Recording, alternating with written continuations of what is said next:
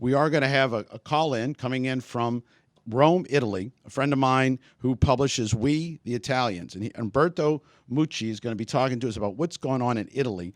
About 3 days ago, we were talking, and Umberto told me that the U.S. was about 11.5 days behind Italy.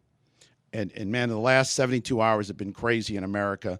So he's been living in a lockdown situation and starting to make videos and document that. So he's going to be calling in for the next segment. Okay, Umberto's on hold right now. Let's go ahead and bring him on, and then we'll take a break as we need. Umberto, are you there? Ciao, Charles. Hi, everybody.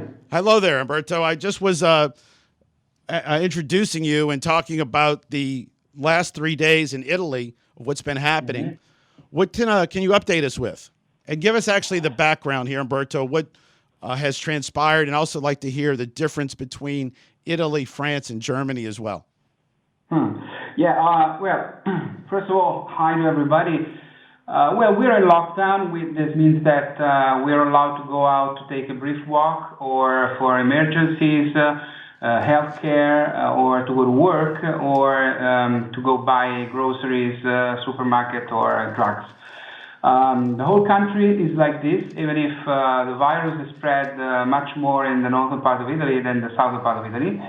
But the government decided to basically lock down everything because they are afraid that the virus could spread in the southern part of Italy, where healthcare is the situation is for the hospitals is worse than the northern part of Italy. And so basically, it is weird. It is something completely new for us. It's not easy. Now we're on lockdown. We've been on lockdown for 3 days, and at the beginning of all of this, you are confident. You are committed. You fight. You have a good spirit.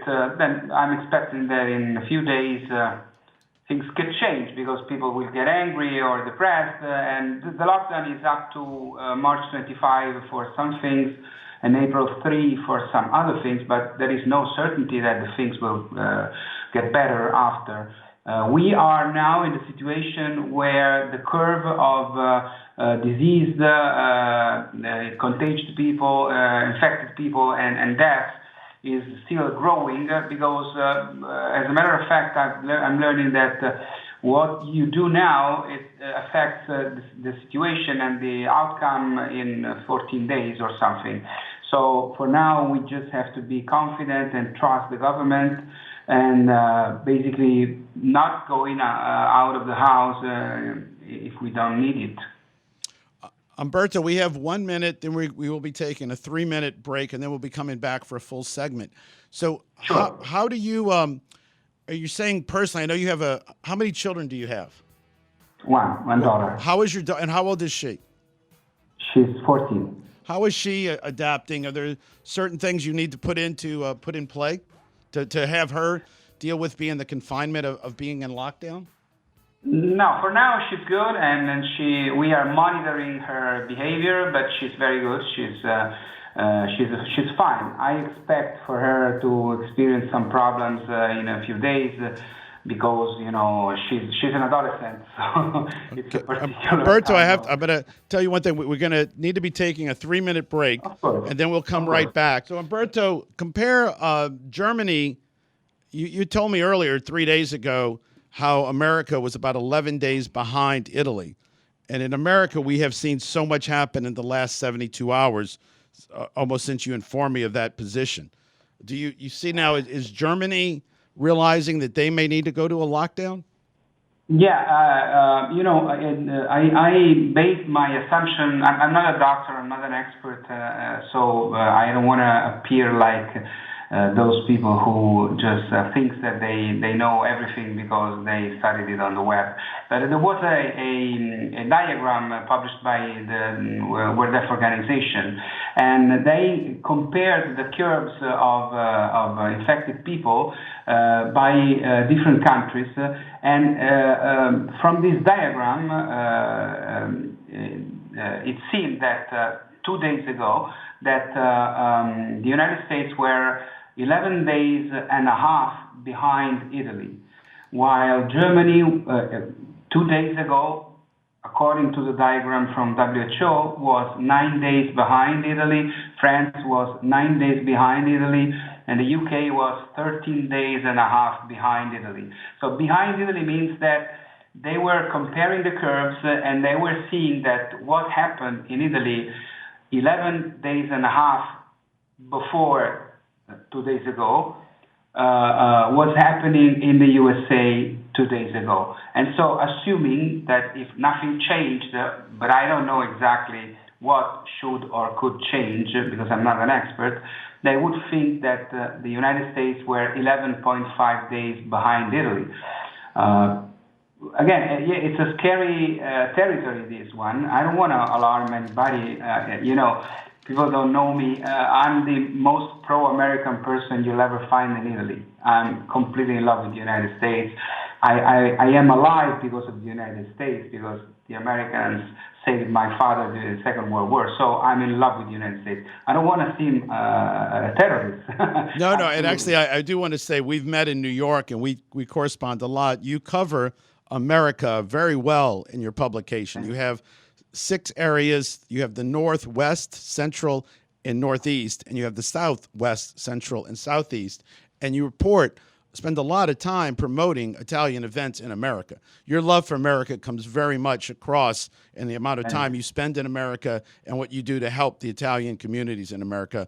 I'm very grateful to have met you, and we are very appreciative here of how you relate what's going on in our homeland for Italians, but also right now with Italy being, we have Iran, Korea, Italy, and China are the 4 biggest countries dealing with or most aggressive with this virus. So and I was surprised. What you told me 3 days ago happened. This 11-day pattern, and I'm looking at Germany right now. I see Germany March 4th had 262 cases, and here we are 12 days later, and they have 2,745. The graph shows that on March 4th, things just took off about 8 days ago. They're not yet at Italy's numbers, but to what you're saying, Umberto, is Germany is following this path. Yeah, what's interesting is that it seems to me, and once again, I assume this, I'm not sure about this, but it seems to me, that the country, let's talk about what was the world a couple of months ago. Probably every country has its own scenarios, made by people competent, which at a certain point go to the prime minister or the president, says, okay, we have a scenario.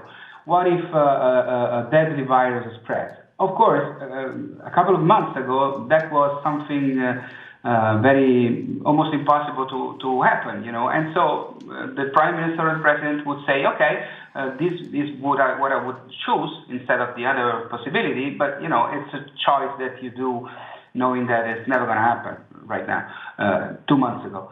So I think that those kind of scenarios are 2 different kind of scenarios, looking at what Great Britain is doing and what Italy is doing. So Italy was the first Western country to experience the explosion of the virus, because the first one was China, which is a completely different place. So Italy had no example before to be compared to. And so basically Italy has chosen to try to cure everybody and to stop the distribution of the virus by isolating people. This is the choice we've done. Of course, at the beginning, nobody is able to say, okay, let's shoot an insect with a bazooka, because everybody would say it's too exaggerated. Right now, we say we wish we had done before what we're doing right now. But who knew back in those days?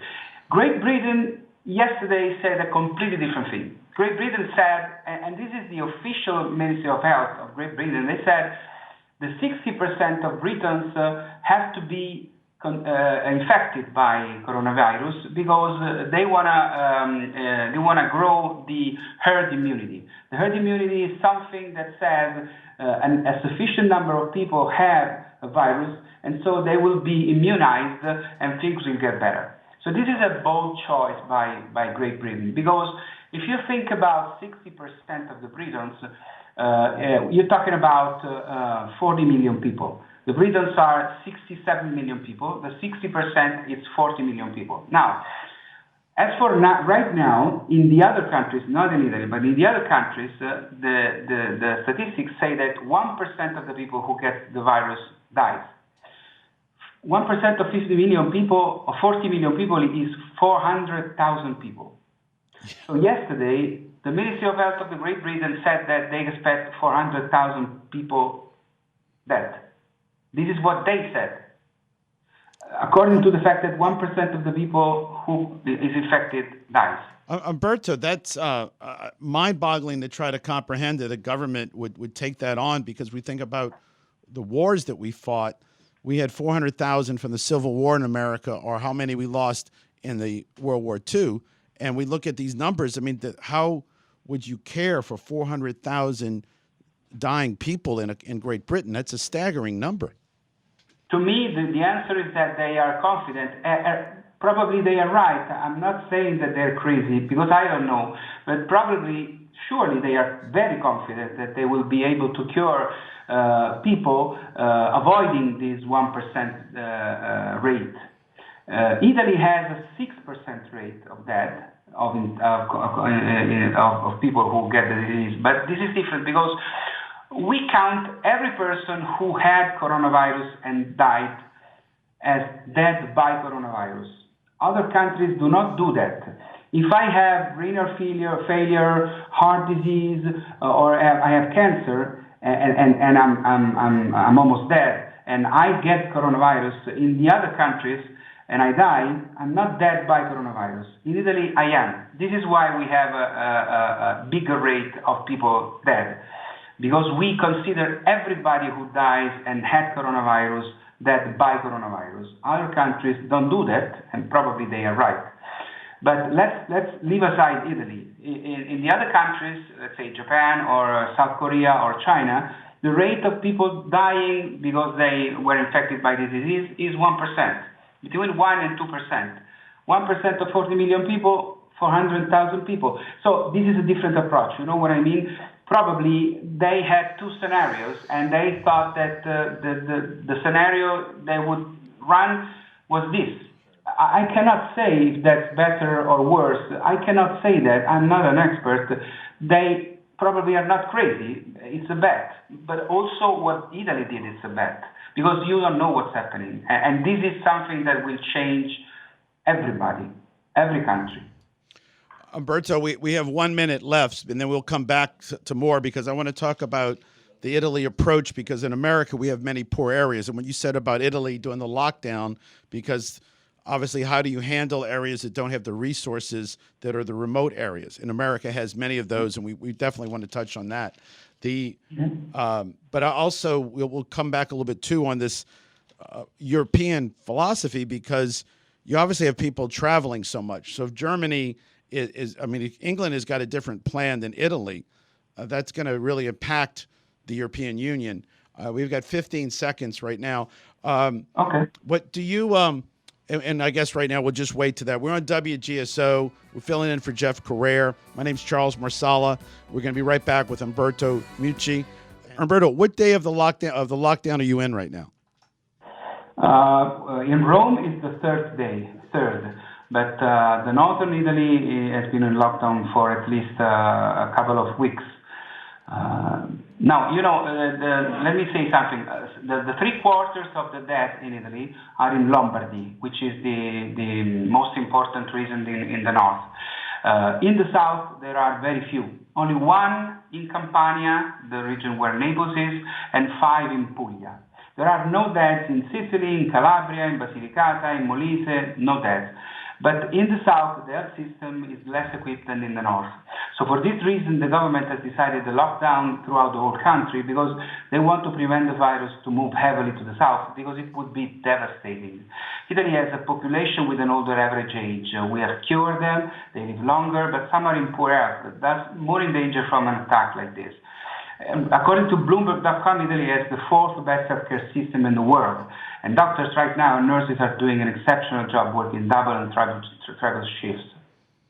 Umberto, how does it play in with healthcare workers and their kids? I mean, is there anything that goes into play as far as if you have your children at home and you have to go to the hospital to work? They're heroes. That's not no. They just they are recalling doctors that when they retired. They are trying to put in the hospitals doctors that are not licensed yet for an administrative problem, but they have studied as doctors. And have a degree in medicine, because they need doctors. Because a doctor that gets the virus, it's a double problem. You have one doctor less and one patient more. So, and they are there they're at war. They're at war in the province of Bergamo, which is in Lombardy.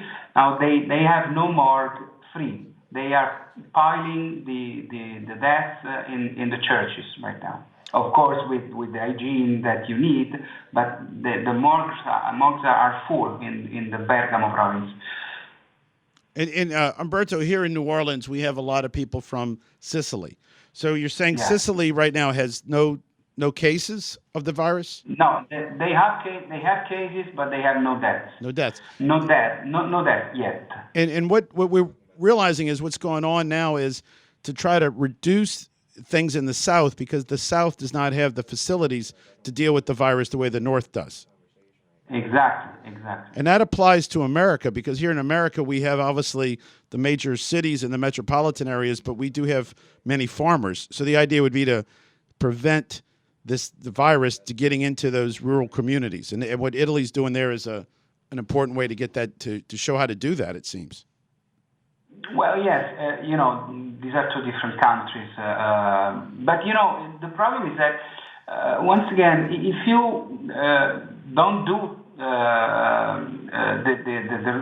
if people is not tested, people can die for pneumonia or coronavirus, and it seems the same. In rural areas in the United States, it might be possible that somebody gets infected and then he or she is cured or dies, and maybe the doctor or the ME doesn't see that it's coronavirus, because coronavirus makes the lungs be full of water. I think, I'm not a doctor, but then you die. But when you die, it's not like you see the dead body and you say, okay, that's coronavirus. It could be pneumonia. It could be flu. Umberto, I want to ask you, is the rest of the world, like I'm looking at total deaths and cases right now, when we see the World Health talk about this, are they doing the same thing as Italy? Or is Italy reporting numbers that are inflating the numbers across the world because Italy is including everything, and then England is reporting a different set of criteria to be a death, and so is Germany? So we are including everything. And the other countries are not, as far as I can understand. We also have a system that gives the regions the power to manage healthcare, and so every region has a method that is not that different from the others, but a little bit autonomous and different from the others.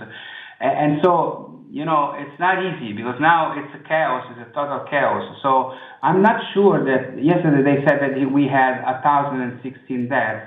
I'm not sure that they were exactly 1,016, because probably there are people who died for coronavirus and we didn't know, and maybe there are people among these 1,016 that actually would not die for coronavirus, but for other diseases. Umberto, two questions now on this. I see you have 200 deaths, and I also want to say we have some callers.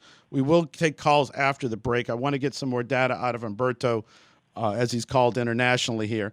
Is Italy responding when they hear these numbers? You went from 600 to 800 to 1,000 deaths in 3 days. How is the news reporting that in the population dealing with these dramatic increases, or is it being tempered by the fact that that people in Italy know that this is everybody, and some of these people had pre-existing conditions, we'll say?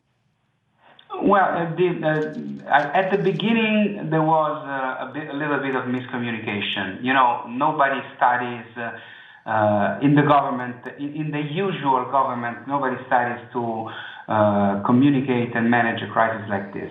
But every day they have been giving the whole numbers. They are completely transparent.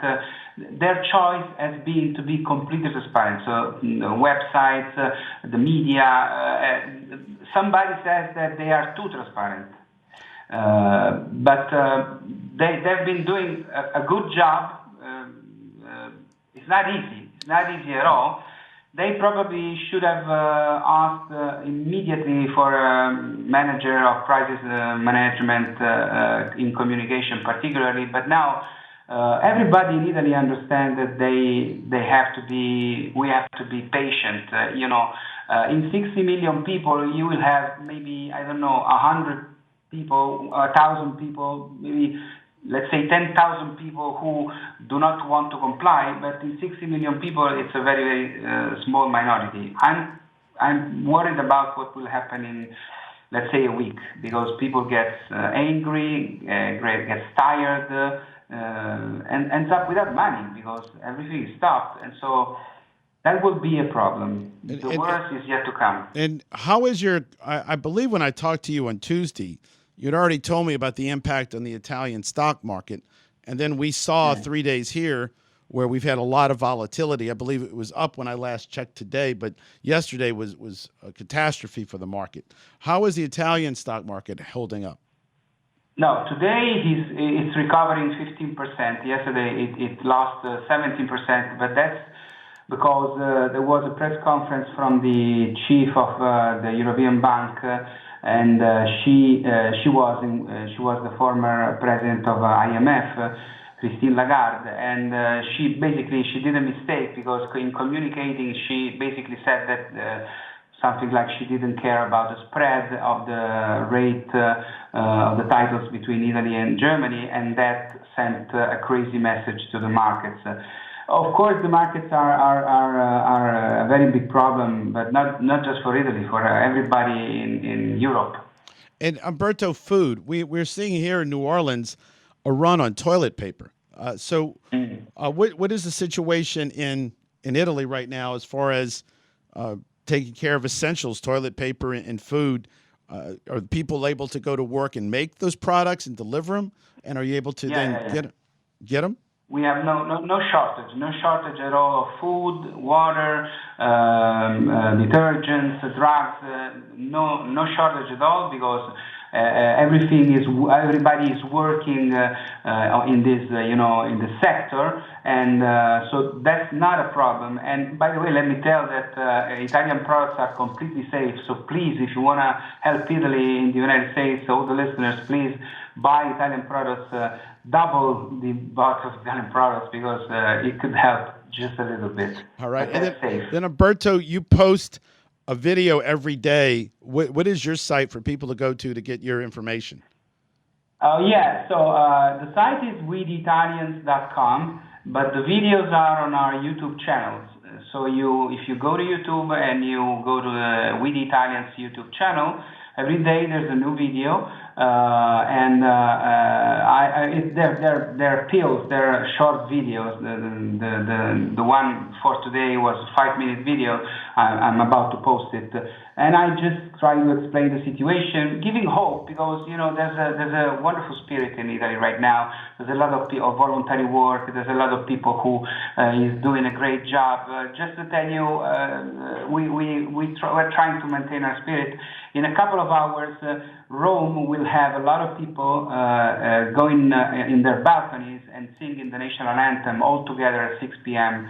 It's a stupid thing maybe, but it's something that will be very moving, and it gives hope. It gives a sense of community.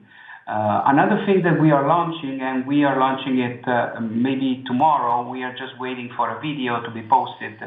We are launching a fundraising for the hospital that in Rome deals about all these things.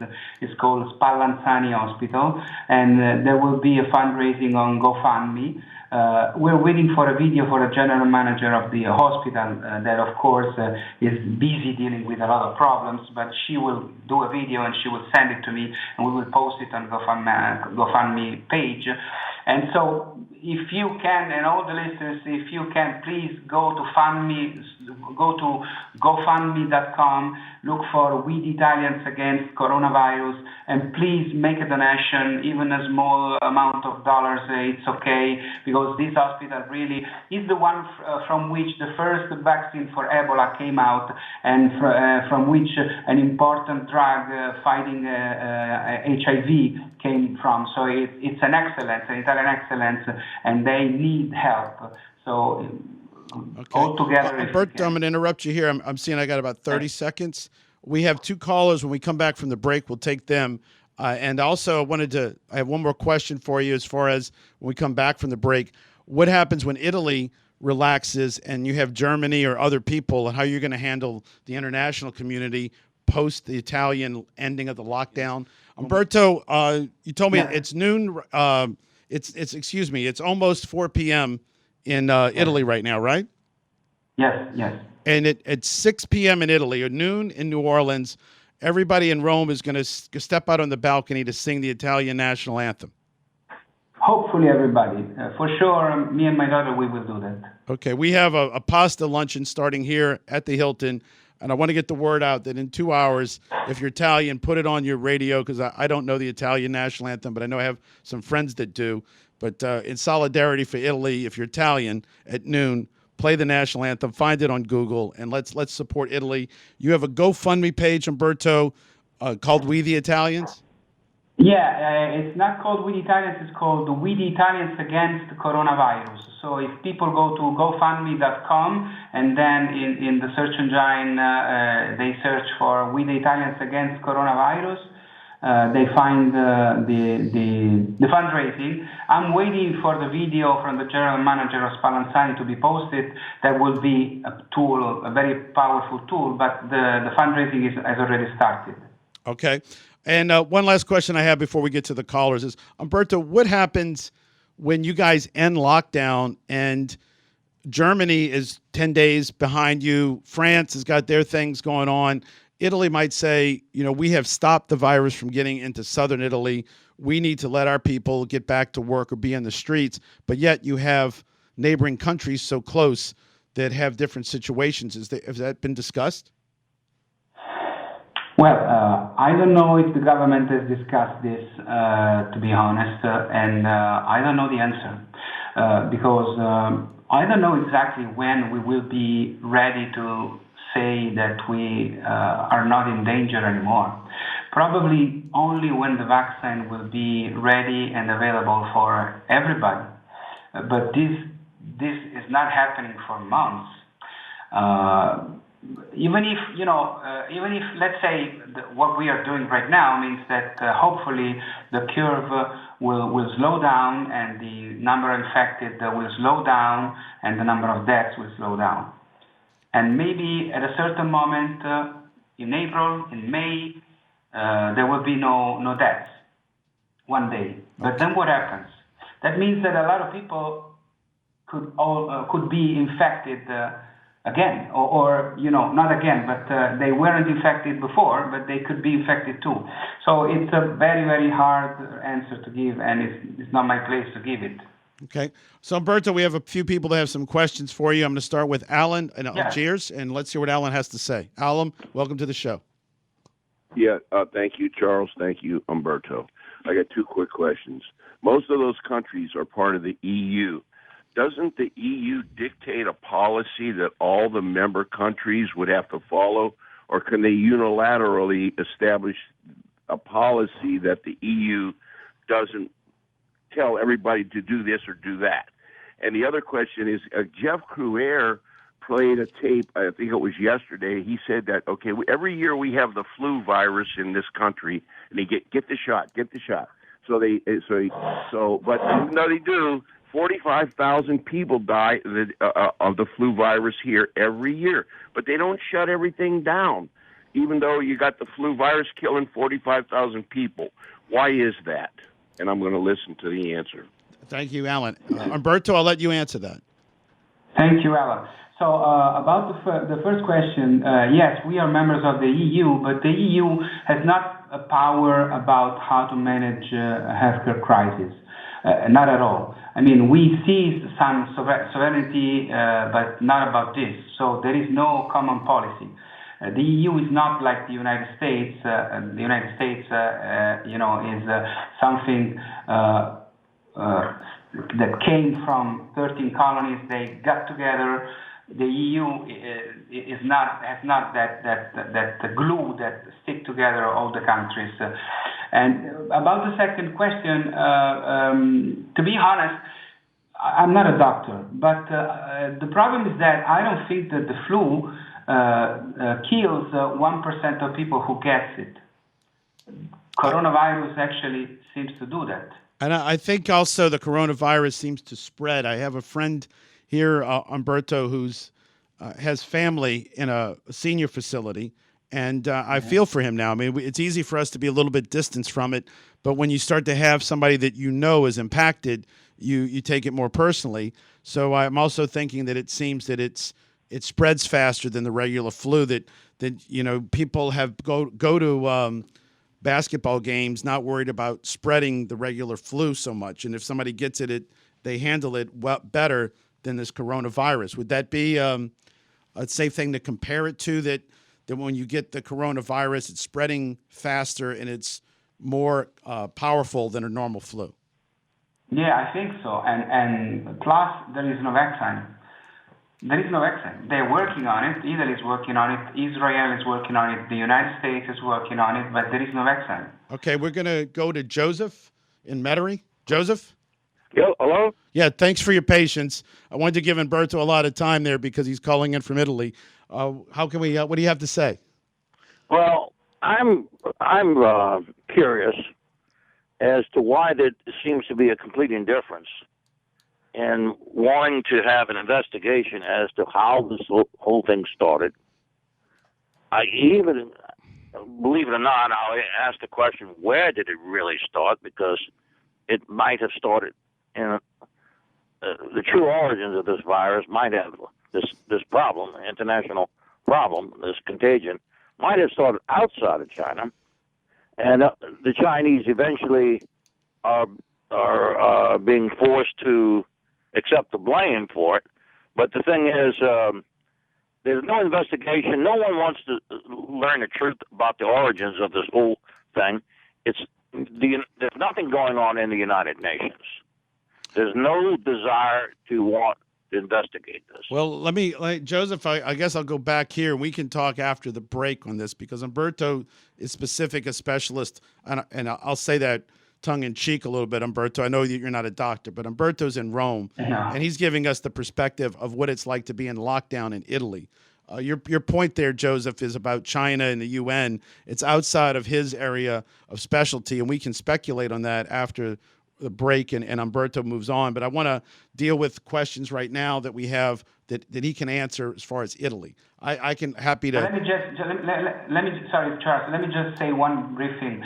The first infected in Europe was in Germany. I'm not finger pointing. I love the Germans, but it was in Germany, not in Italy. So we're not spreading anything because I saw a CNN diagram very disturbing about Italy spreading the virus all over the countries, all over the world. That's not what's happening. Okay. And now, Joseph, we'll talk more after the break when we're done, but Flaming Liberal's been on hold for a while, and I appreciate your patience. Go ahead in your question. Thank you, sir. You're very welcome. Enjoying the program.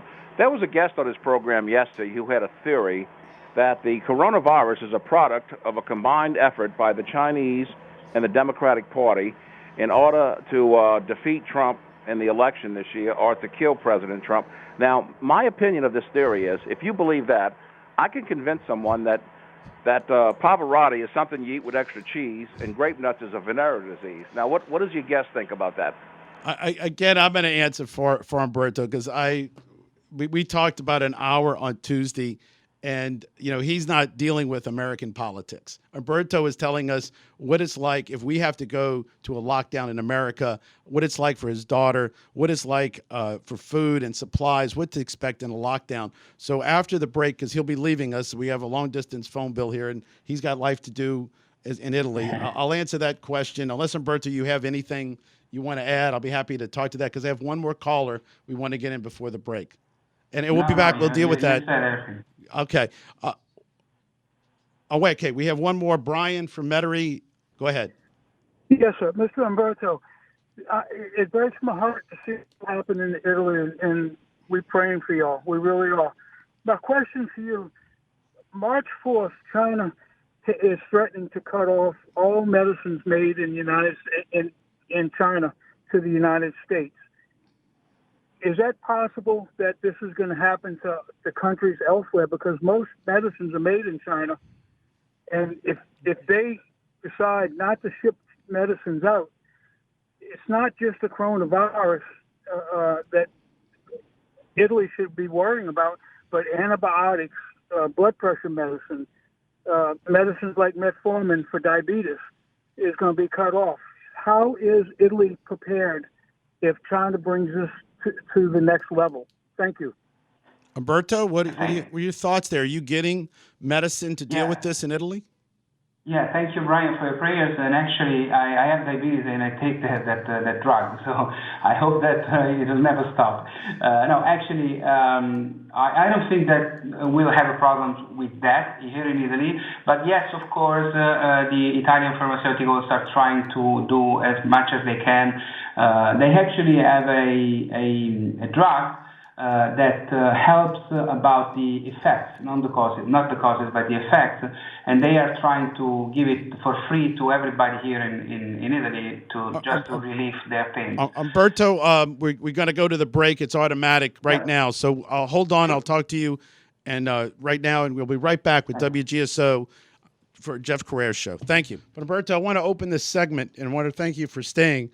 What you just said earlier was at 6 p.m. Rome time, which will be noon in New Orleans. They're encouraging people to go on their balconies and sing the national anthem.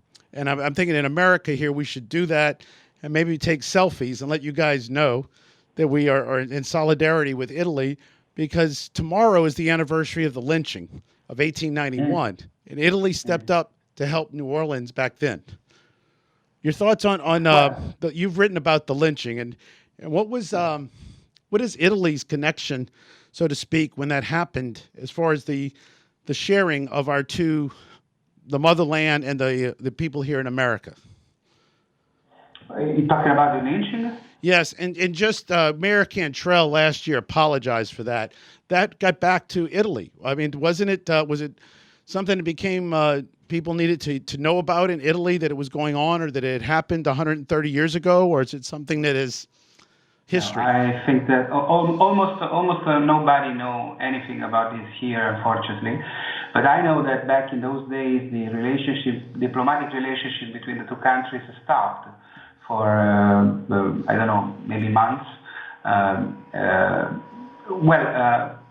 It's something that happened that tells how the Italian-American experience was brutal, and how many of the Italian-Americans, particularly from Sicily, were stereotyped and treated not that good. We should probably learn from that about how we treat the people who come from Africa here right now. And Umberto, with that, as I read it, Italy almost declared war or took military action against the United States during that period of 1891 when it was going down.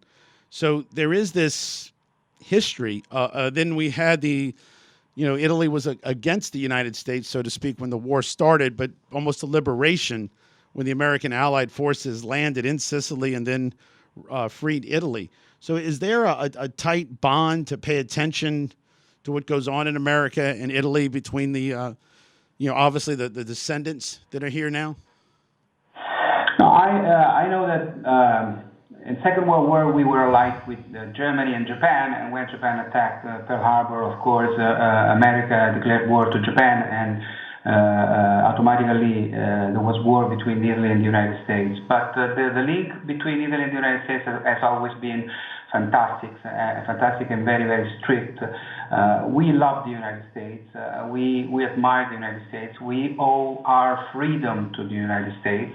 We have 15,000 American soldiers buried here into American cemeteries in Nettuno and Firenze. They gave their life to free country, and so we always are and should be very thankful to the United States. And the Italians contributed in a very strong way in every sector of the American culture, economy, administration, sport, entertainment, to beautify the United States. And so I think that these two countries are the best in the world, and they merge together exceptionally. Yeah, it has been a great merger as far as the music, the food, and actually, as I've been reading things, I found out we had Nick, actually, I want to say Louis Prima from Sala Peruta, but actually what I wanted to say is right now, there's things that the United States can also be doing, besides paying attention to what Italy is doing to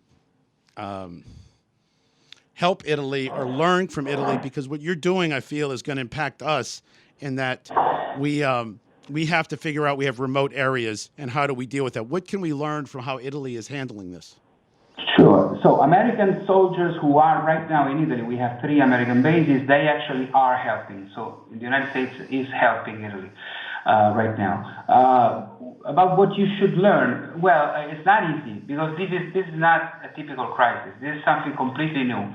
And this is something completely different from everything we have experienced in our life if we were born after Second World War. I don't know exactly if it would be possible for the United States to do what we are doing. Make no mistake, whatever the decision will be, there will be suffering, there will be an economic crisis, there will be a lot of dead people, whatever the decision will be. There is no probably a decision that is right and another one that is wrong. I think, maybe. That there is a best decision and a worse decision, a better one, but it's something that it's an impossible situation. I mean, so I don't envy any president at all, not just President Trump. Yes, we have an approach. Our economy is going down, and basically we are not worrying about that for now because we are too worried about staying alive. But make no mistake, we will have years and years to recover from this. And after Second World War, we had the Plan Marshall with the American money that helped us so much. And of course, we won't have a Plan Marshall after this. So this is something. Make no mistake, whatever the decision will be, it will be something critical and very, very hard. Absolutely. And then as far as children, I saw something posted where if you have kids, you might want to have things in the house like Play-Doh, Legos, chalk. I mean, that would be younger than your daughter. But is there anything that you can recommend to people that might be dealing with teenagers as to how to help them adapt to this situation? Well, I hope that everybody is ready to do online school.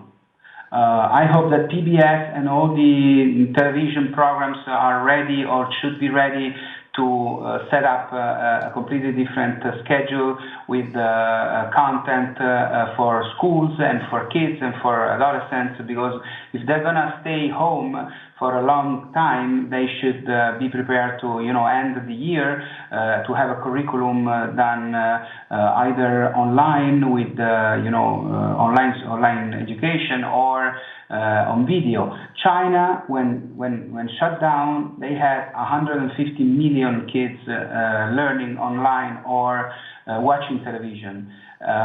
If the United States have to prepare about this scenario to have people school closed and younger at home, that's what France decided yesterday, for instance. It would be nice to prepare to have online connections, the teachers are ready to, make lessons online. It's not impossible. But, that is something, they have to prepare to understand how to manage the fact that the year school was about to end. It's March, but life will be different. Yes, and what I'll add there is I'll give us a plug, Umberto, because we have our YouTube station is AWE News, and we have a dozen pieces about Louisiana culture up that are half hour each. We also have 8 pieces on the Sicilian migration to Louisiana.